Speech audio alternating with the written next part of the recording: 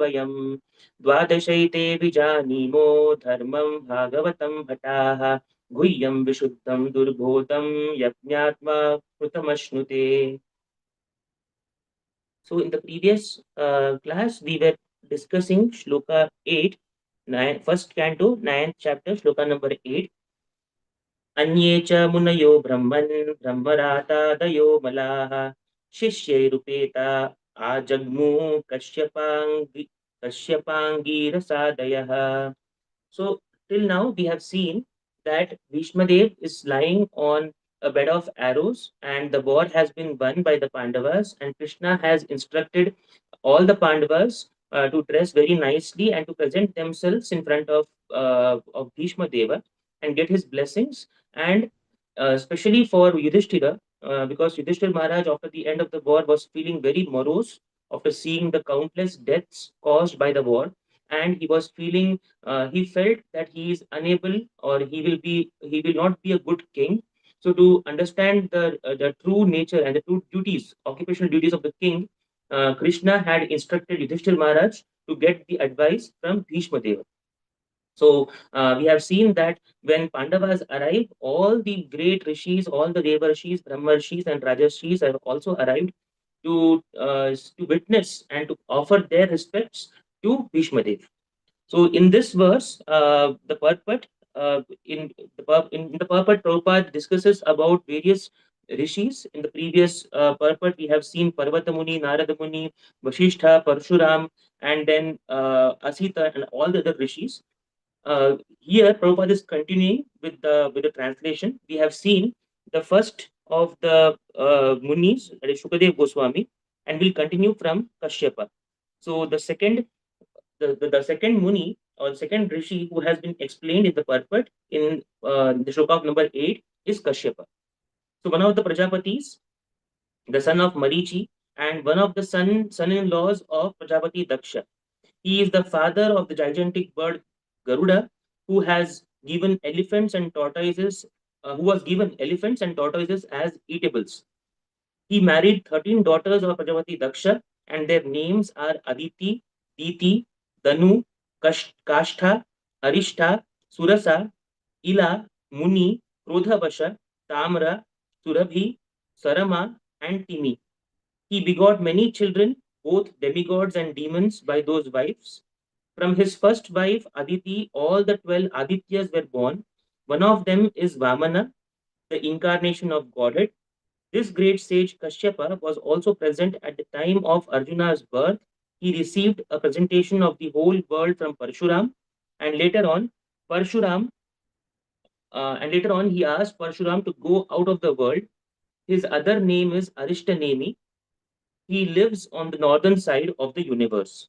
So, very beautifully, very briefly, Prabhupada has explained who Kashyapa is, and he is the husband of the 13 daughters of Prajapati Daksha, and he has been tasked by Brahma to start the entire universe. So he from his 13 wives, all kinds of living entities, herbs, trees, mammals, insects, reptiles, all have been born. So from Aditi, he got Adityas, from Diti, he got Daityas, from Danu, he got Danavas, and similarly, Surabhi, from Surabhi, he got all the cows that we see are from Surabhi.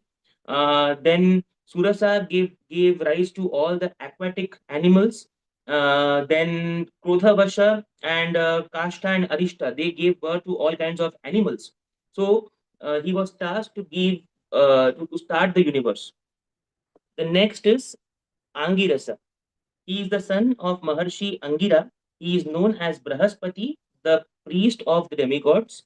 It is said that Dronacharya was his partial incarnation.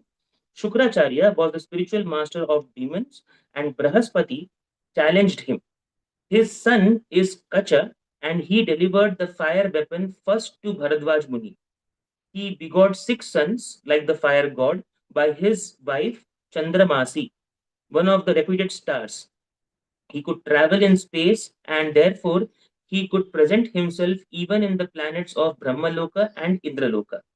He advised the king of heaven, Indra, about conquering the demons. Once he cursed Indra, who thus had to become a hog on earth and was unwilling to return to the heaven. Such is the power of the attraction of illusionary energy. Even a hog does not wish to part with its earthly possessions in exchange of heavenly kingdom.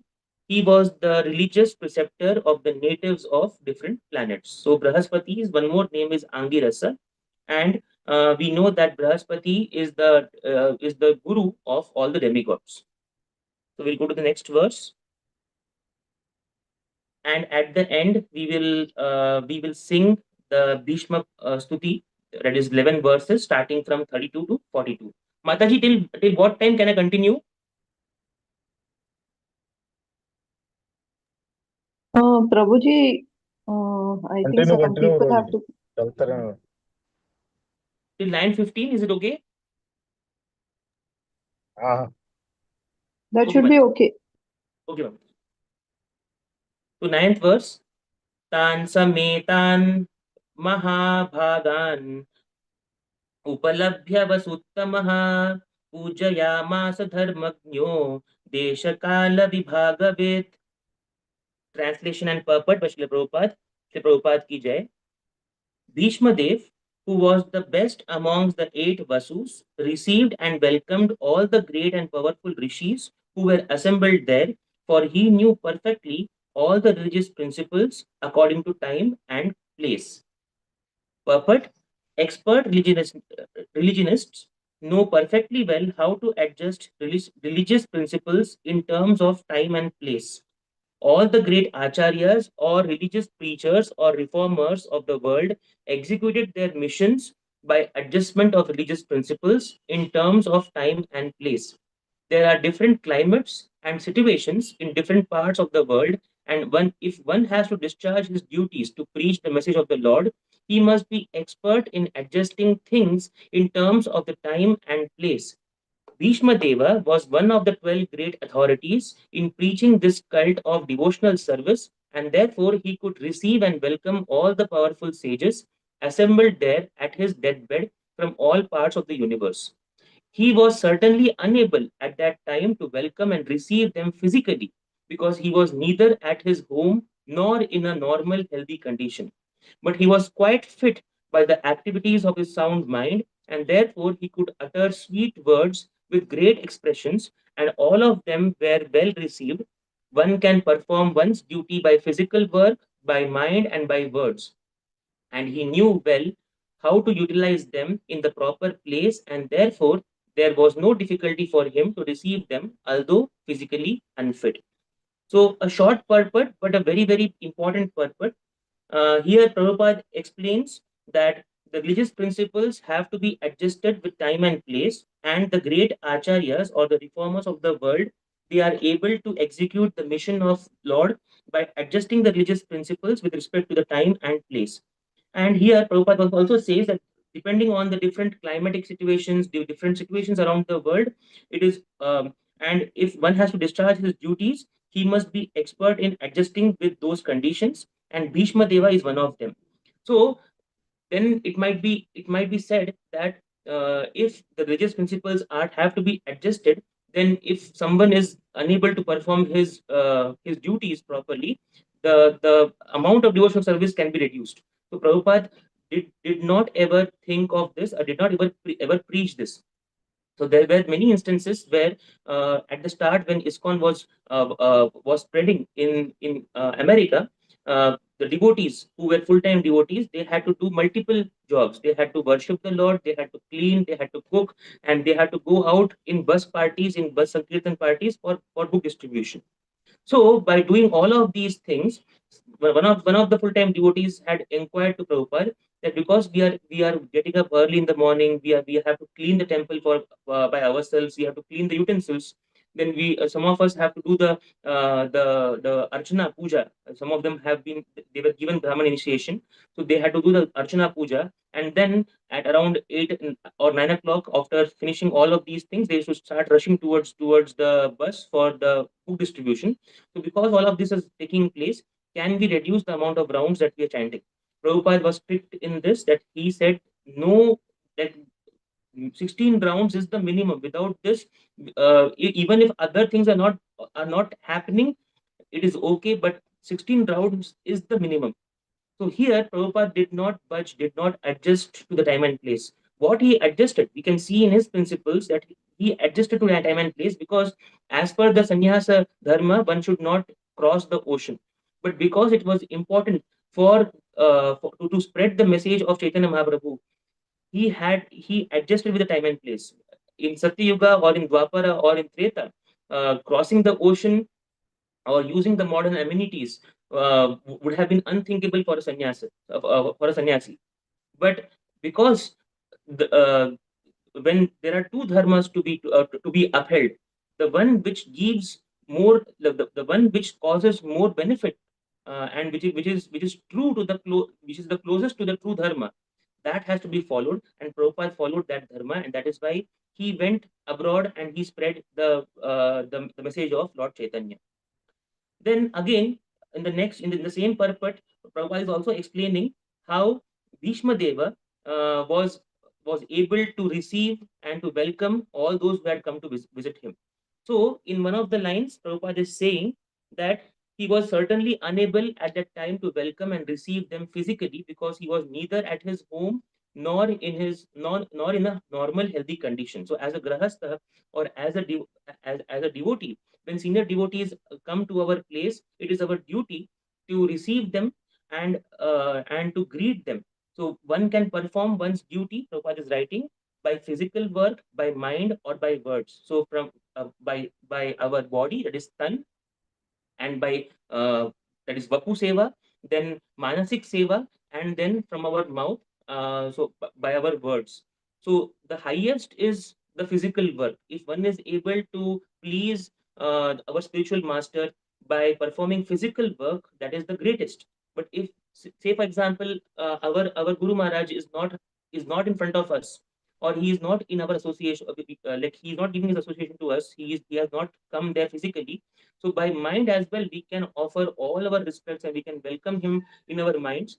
And finally, by the words. All three, if it is possible, that is the best, but highest is physical work. The next verse. Krishnam cha tat prabhavagnya asinam jagadishwaram ridhistham pujayamasa mayayopatta vigraham. Translation. Lord Sri Krishna is situated in everyone's heart, yet he manifests his transcendental form by his internal potency. This very Lord was sitting before Bhishma Deva, and since Bhishma Deva knew of his glories, he worshipped him duly. So Bhishma Dev first offered his obeisances, manasic obeisances, to Lord Krishna. The Lord's omnipotency is displayed by his simultaneous presence in every place. He is present always in his eternal abode Golok Vrindavan, and still he is present in everyone's heart and even within every invisible atom.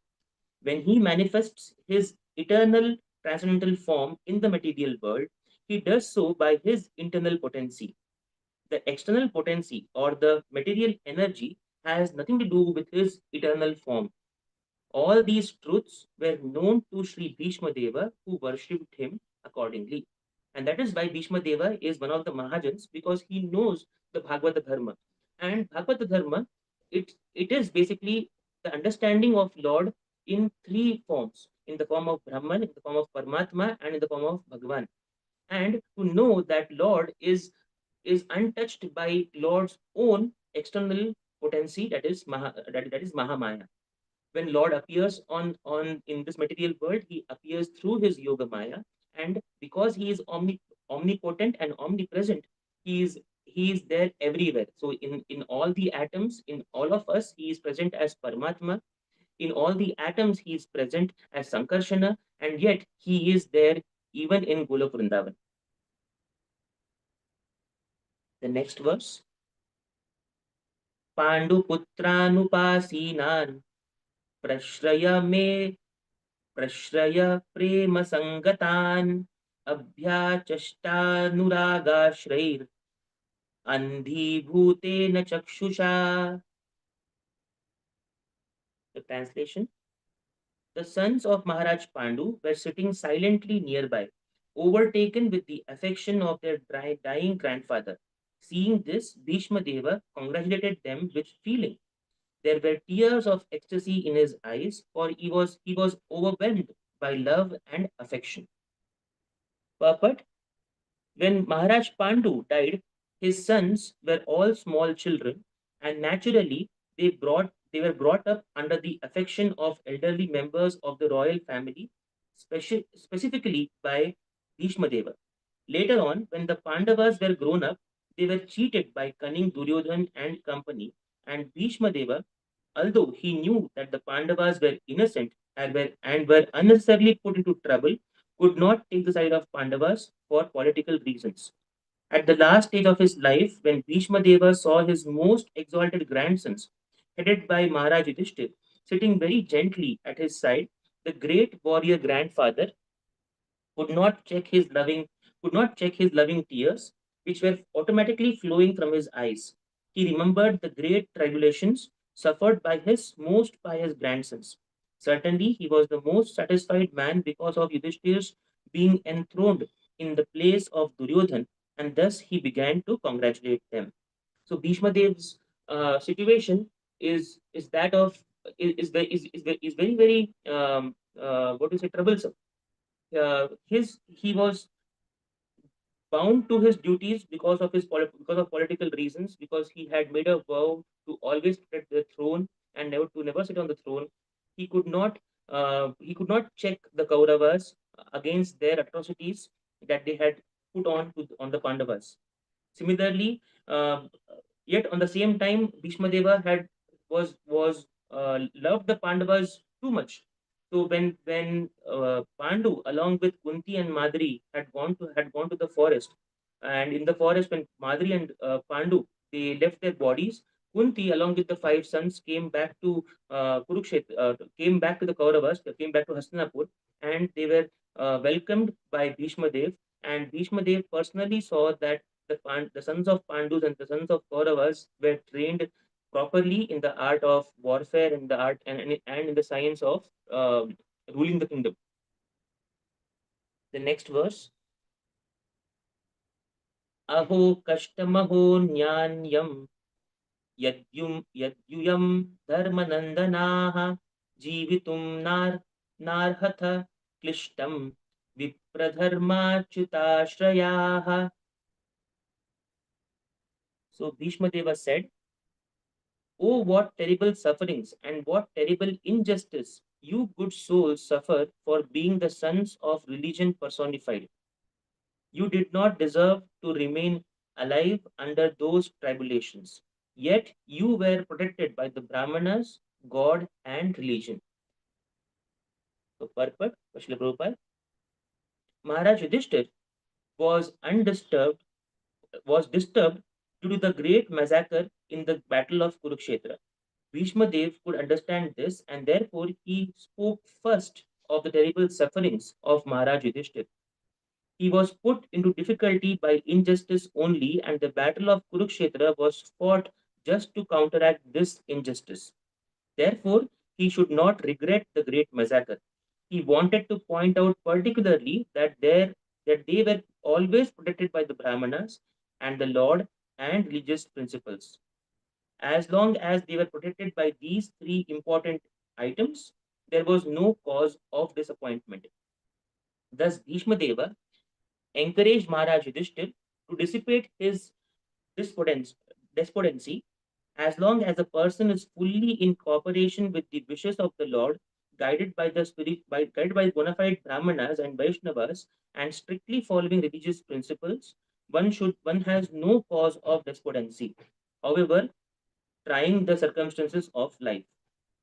Bhishma Deva, as one of the authorities in the line, wanted to impress this point upon Pandavas. So, very beautifully, Bhishma Deva read the mind of Yudhishthir Maharaj. Yudhishthir Maharaj was in great anxiety and great disappointment because of the countless souls lost in the battle of Kurukshetra, and he felt that he was not able, or he was not the proper person to sit on the throne.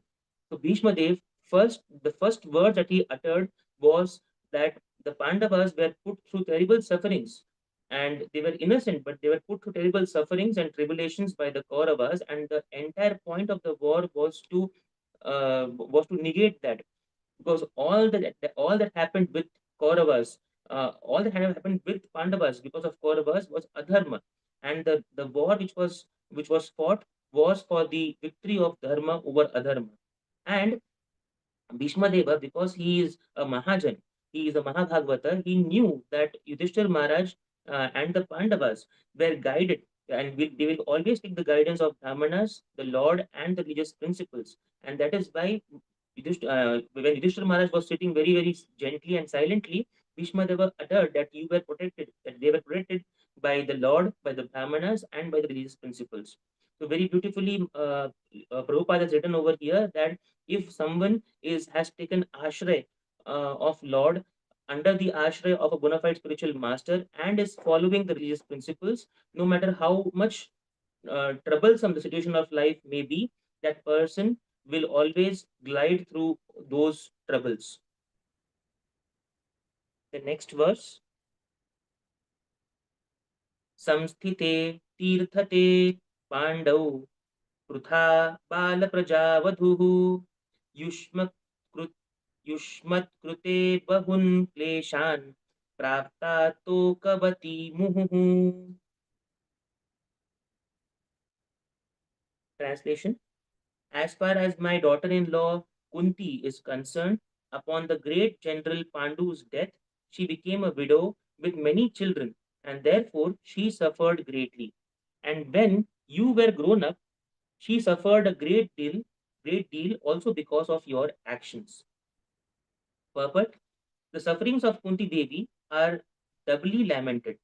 She suffered greatly because of her early widowhood, and to get her minor children brought up in the royal family. And when her children were grown up, she continued to suffer because of her son's actions. So her sufferings continued. This means that she was destined to suffer by providence, and this one has to tolerate without being disturbed. So when when we see the life of Kunti Devi, Prabhupada has written over here, and we know from Mahabharata that Kunti Devi was always in suffering. The moment she married to Pandu, she got married to Pandu. From that point onwards, her sufferings had begun, and uh, she became an early widow. And because of her son's action, Prabhupada is writing because of her son's action, because Yudhishthir Maharaj, he had a weakness. He had a particular weakness, and it was gambling. And although he could not lie, and gambling requires one to lie, he always he always kept on losing in gambling. And we know that he gambled away his kingdom, he gambled away his brothers, even his wife. And because of all their actions, because of all their sons' action, Kunti Devi and Kunti Maharani was always in trouble. So, in the last line, Prabhupada writes, this means that she was destined to suffer by providence. So, Lord had specially put suffering in her life, and this one has to tolerate without being suffered. So, when we understand, when we see that without any reason we are made to suffer, it is because it is in our life, it is in our destiny to suffer, and Lord has put that thing over there. So, we know a proverb in English. It says that when life gives you lemons, we have to make lemonade.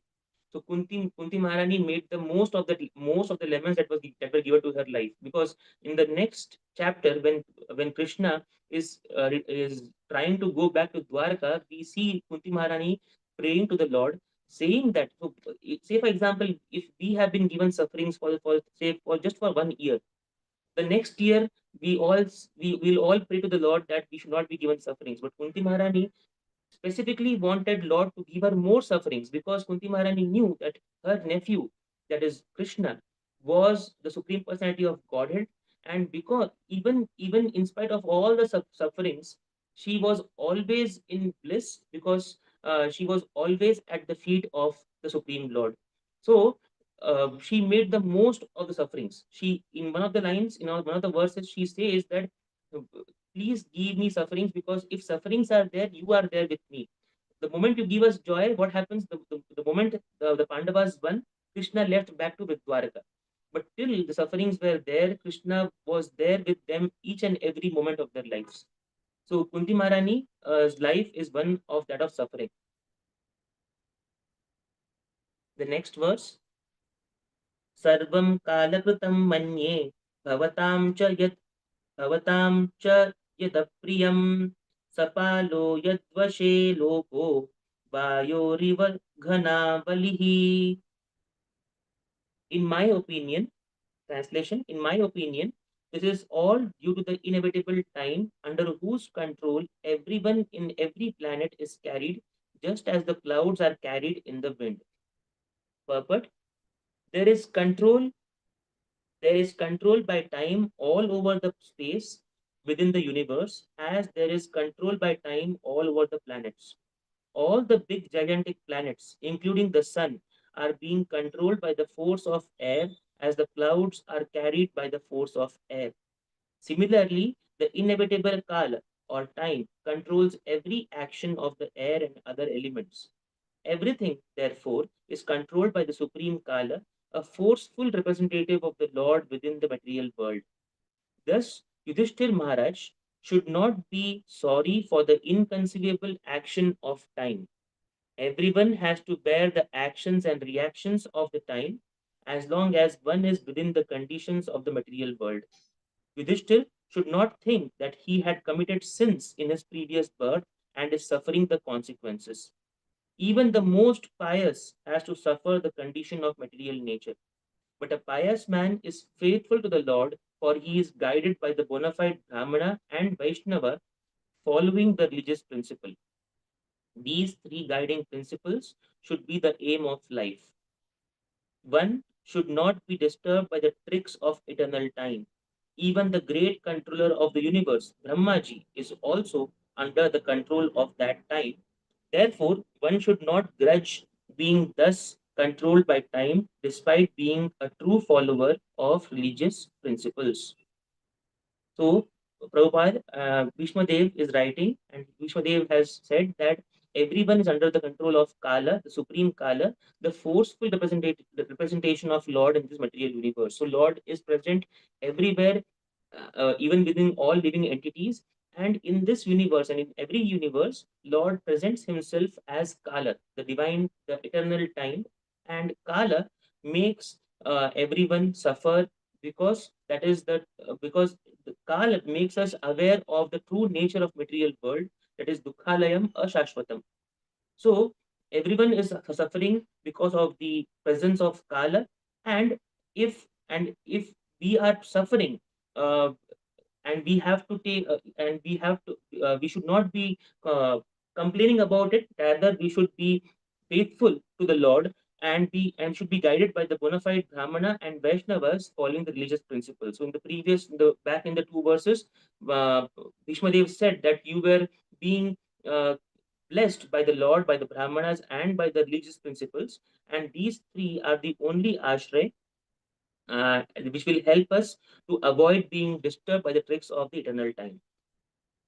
So we can stop reading over here and we'll sing the Bhishma Stuti. So there are 11 verses. We can find it from Shloka number 32.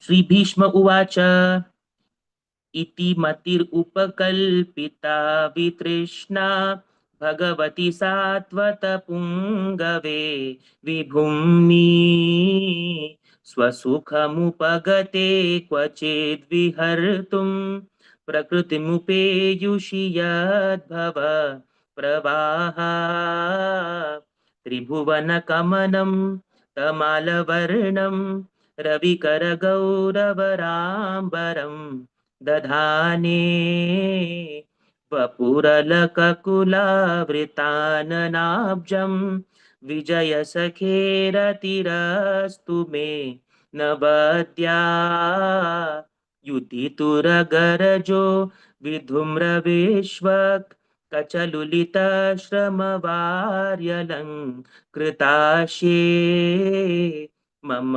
निशितशरैर्विभेद्यमाना त्वचि विलसत् कवचेस्तु Krishna आत्मा सपदि सखिवचो निशम्य मध्ये निजपरयोर्बलयोरथं निवेश्य स्थितवती परसैनिकायुरक्ष्णा ऋतवती पार्थ सखेरतिर्ममास्तु व्यवहितप्रतनामुखं निरीक्ष्य स्वजनवधात् विमुखस्य दोषबुद्ध्या कुमतिमहरदात्मात्म कुमतिमहरदात्मविद्ययाश्च चरणरथी परमस्य तस्य मेस्तु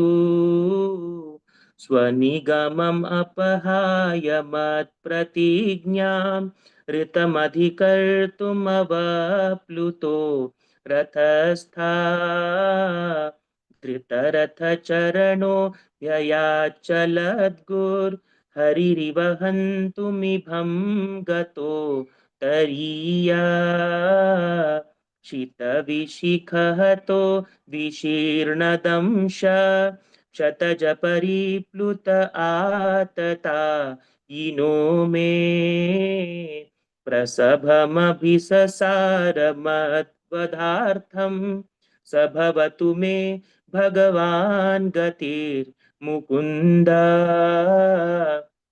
विजयरथकुटुम्ब आततोत्रे धृतहयरश्मिनि तच्छ्रिये क्षणीये भगवतिरतिरस्तु मे मुमूर्षोर्यमिह निरीक्ष्य हतागता स्वरूपम् ललितगतिविलासवल्गुहास प्रणयनिरीक्षणकल्पितो रुमाना कृतमनुकृतवत्य उन्मदान्द प्रकृतिम् अगन्किलयस्य गोपवध्वा मुनिगणनृपवर्यसङ्कुलेऽन्त सदसि युधिष्ठिरराजसु यमेषाम् अर्हणमुपपदे इक्षणीयो मम दृशिगोचर एष आविरात्मा तमिममहमजं शरीरभाजां हृदि हृदिधिष्ठितमात्मकल्पितानां प्रतिदृशमिव नैकधार्कमेकं समधिगतोऽस्मि विधूतभेदमोहा. We'll quickly read the translations and then we can end the class. So the first verse, Bhishma Deva said, "Let me now invest my thinking, feeling, and willing, which were so long engaged in different subjects and occupational duties, in the all powerful Lord Sri Krishna. He is always self satisfied, but sometimes, being the leader of the devotees, he enjoys transcendental pleasure by descending to the material world, although it is from him only that the material world is created. Sri Krishna is the intimate friend of Arjuna. He has appeared on this earth in his transcendental body, which resembles the bluish color of the tamala tree. His body attracts everyone in the three planetary systems, upper, middle, and lower.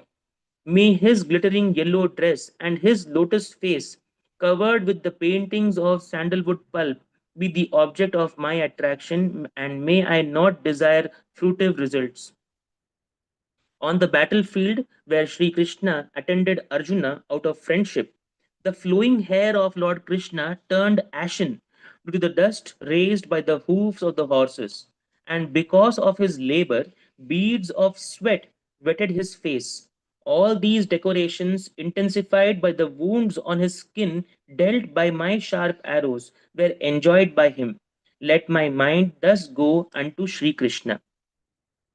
In obedience to the command of his friend, Lord Sri Krishna entered the arena of battlefield of Kurukshetra between the soldiers of Arjuna and Duryodhan.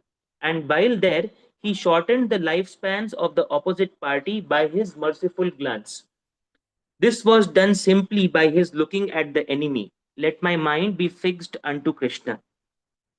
When Arjuna was seemingly polluted by ignorance, upon observing the soldiers and commanders before him on the battlefield, the Lord eradicated his ignorance by delivering transcendental knowledge.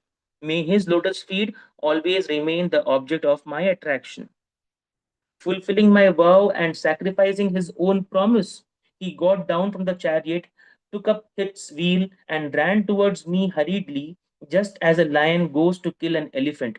He even dropped his outer garment on the way. May he, Lord Krishna, the personality of Godhead who awards salvation, be my ultimate destination. On the battlefield, he charged me as if angry because of the wounds dealt by my sharp arrows. His shield was scattered and his body was smeared with blood due to the wounds. At the moment of death, let my ultimate attraction be to Sri Krishna, the personality of Godhead. I concentrate my mind upon Arjuna's chariot driver, who stood with a whip in his right hand and a bridle rope in his left, and who was very careful to give protection to Arjuna's chariot by all means. Thus, who saw him on the battlefield of Kurukshetra attained their original forms after death. Let my mind be fixed upon Lord Krishna, whose motions and smiles of love attracted the damsels of Rajadhama, the gopis. The damsels imitated the characteristic movements of the Lord after his disappearance from the Rasa dance. At the Rajasuya Yajna, sacrifice performed by Maharaj Yudhishthir, there was the greatest assembly of all the elite men of the world, the royal and the learned orders, and in that great assembly, Lord Sri Krishna was worshipped by one and all as the most exalted personality of Godhead. This happened during my presence, and I remember the incident in order to keep my mind upon the Lord. Finally, now I can meditate with full concentration upon that one Lord Sri Krishna, now present before me, because now I have transcended the misconceptions of duality in regard to his presence in everyone's heart, even in the hearts of the mental speculators. He is in everyone's heart. The sun may be perceived differently, but the sun is one. So, very beautiful 11 shlokas. We can recite them in the evenings. So I think we can end the class now. It is already 9:20. Hare Krishna. Thank you, So Prabhuji, for so wonderful recitation. Hare thank you, Bol. Hare Krishna Mataji Narapanam. वांछा कल्पतरुभ्यश्च कृपा सिंधुभ्य एव च पतितानां पावनेभ्यो वैष्णवेभ्यो नमो नमः. अनंत कोटि वैष्णव one की जय. श्री प्रभुपाद की जय. So Mataji, I'm leaving the class, Mataji. Kindly close the class, Prabhuji. You are the Yes, host. Mataji. Yes, Mataji. Yes. Okay, Mataji. Hare Krishna. So we'll meet tomorrow, Mataji. Hare Yes, Krishna, Prabhuji. Dandavat. Yes, Dandavat Prabhuji. pranam.